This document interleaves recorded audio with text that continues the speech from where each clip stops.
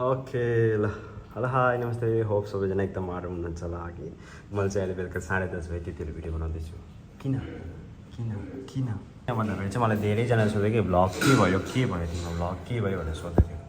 vlog केही पनि भएको छैन किनभने मैले हालेकै छुइनँ भिडियो त्यही भएर नभएको केही पनि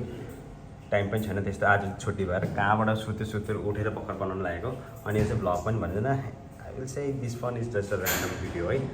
सानो अपडेटमा चाहिँ म ताकि म जिउँदैछु भनेर ल आजको भिडियोमा चाहिँ के छ भन्दाखेरि हामी यहाँ कस्तो प्रकारले बस्छौँ हामी कस्तो ठाउँमा छौँ हामीलाई के प्रोभाइड छ कम्पनीबाट के गर्नु छैन त्यो सबै देखाउने छु है त ल भनिरहनुहोस् ब्लगभन्दा पहिला चाहिँ हामी होइन फर्स्ट फ्लोरमा बस्छौँ यस्तो प्रकार हो यहाँबाट चाहिँ हामी यो चाहिँ हो स्टेयर होइन सिडी हो फर्स्ट फ्लोर अनि चाहिँ लिफ्ट हो अनि यो बिल्डिङमा चाहिँ टोटल चाहिँ 5वटा फ्लोर छ त्योमध्ये चाहिँ हामी 104मा बस्छौँ यो चाहिँ मेरो फ्ल्याटको यो हो अनि यहाँबाट जस्तो भित्र जान्छौँ यस्तो छ कि अनि त्यो तिनवटा फ्ल्याट 10टा रुम छ एउटा दुईवटा तिनवटा 104A 104B यो चाहिँ मेरो 104C हो यो चाहिँ हाम्रो किचन यो बाथरुम भात खाएर आउनु आँट्दैछ हो टक्क अनि यो चाहिँ हाम्रो सानोबडे हल एरिया हो टक्क यस्तो छ हल एरियामा चाहिँ हामी यहाँनिर सानोबडे कुसन राखेको छु अनि यहाँ चाहिँ हाम्रो कचरा नभने यो हाम्रो लाइसेन्स हो भनौँ न बिहान लाउने हो अनि हेऱ्यो भने टक्क लाएर चाहिँ हाम्रो यो चाहिँ हाम्रो वासरुम होइन वासरुम चाहिँ साह्रै राम्रो चाहिँ छैन यस्तो छ होइन एकदम चल्दैछ जिन्दगानी टक्क लाएर होइन यस्तो छ कि भित्र बस्नु त टक्क यस्तो छ कि यो चाहिँ सबै यस्तो छ अनि यहाँ किचनपट्टि टक्कै गयो भने किचन चाहिँ यस्तो प्रकार छ बाप्रे यस्तो ठाउँमा बसेको छ है हामी हेर्नुहोस् है ल बाप्रे ग्यास होइन ग्यासको हालत ग्यास छोड्नुहोस् ग्यासको भित्ता हेर्नुहोस् यस्तो छ कि यस्तो ठाउँमा बसेको छ के गर्नु कम्पनी प्रोभाइड गरेपछि बस्नै पऱ्यो जे भए पनि अनि यस्तो छ अनि मेन कुरा चाहिँ यहाँनिर पानी टक्कर 24 घन्टा आइबस्छ है भाँडाकुँडा जसुकै चलाउ मतलब छैन यहाँनिर हो मतलबै छैन अनि यो पनि हामी आफ्नै पैसाले किनेको यो कम्पनीले दिएन अनि यहाँ मेन प्रब्लम चाहिँ योबाट पानी चुहेर क्या यहाँ पनि हुन्छ त्यही भएर यो अनुवाद छ दुईवटा हो अनि यो फ्रिज कम्पनीले दिएको आधा पैसा लाएर हामीले किनेको भन्थ्यो पहिलातिर हामी किनेन यस्तो स्टफ हुन्छ जहिले फ्रिजमा हो कि यस्तो छ बाप्रे कसको हो यो अनि यहाँबाट टक्क गएपछि चाहिँ टक्क यो रुममा बस्छ 5जना मान्छे हो कि कस्तो छ बेडहरू अहिले म तपाईँलाई देखाउँछु यसमा हामी 4जना छौँ अनि यसमा पनि 5जना त्यस्तो छ अनि टक्क यहाँ गएपछि भित्र चाहिँ यस्तो छ यो वाइफाई हामीले लगाएको आफैले बिल तिर्नुपर्छ ग्यासको पनि आफै दिनुपर्छ टक्क भित्र गएपछि यो चाहिँ मेरो रुम होइन सट्टा यस्तो प्रकारका छ भित्र जाँदा टक्क पानी देख्नुहुन्छ यो पनि पानी हामीले किन्नुपर्छ कि कम्पनीले दिँदैन किनभने यस्तो प्रोभाइड छैन अकोमोडेसन मात्रै हो अनि टक्क हेर्दा यस्तो छ बाप्रे के हो यस्तो साँच्ची कोही मान्छेहरू सानो रुममा बस्नु सक्दैन भने नआउँदा हुन्छ दुबई कि अनि यहाँनिर एउटा भयो बेड स्पेस होइन यहाँ छ अर्को बेड स्पेस 2जना मान्छे भयो अनि यो चाहिँ मेरो हो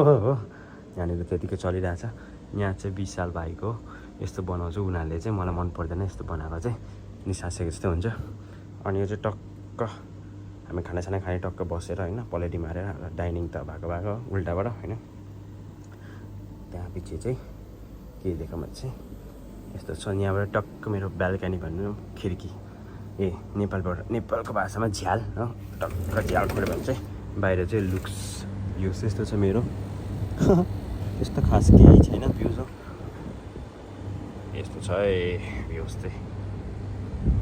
यहाँ ज्यादैभन्दा अग्लो भनेको बिल्डिङ यत्रै हो यो एरियामा चाहिँ गाउँ एरिया हो नि त अन्त यस्तो रहेछ होइन टक्कै चाहिँ मेरो राख्ने सामानहरू सबै मार्केटबाट उठाएर लिएर आएको यस्तो हुन्छ हो टक्क होइन यहाँ उसको पर्सनल आफ्नै छ उताटे खटाएर आएछ यहाँ भाइले एकदम अनुहार छोप्दैछ यहाँनिर फोन कोटाक चाहिँ बिहानदेखि उसको र मेरो चाहिँ आज छुट्टी भएर हो केही गरेन सुत्यो उठ्यो भात खायो नुहाइदियो गऱ्यो टक्क ड्रेसेसहरू मिलायो होइन टक्क यसरी ड्रेसेस प्रेस गऱ्यो टक्क लुगा धुयो यसरी सुकाउनुपर्छ लुगा पनि यहाँ जग्गा हुन्न कि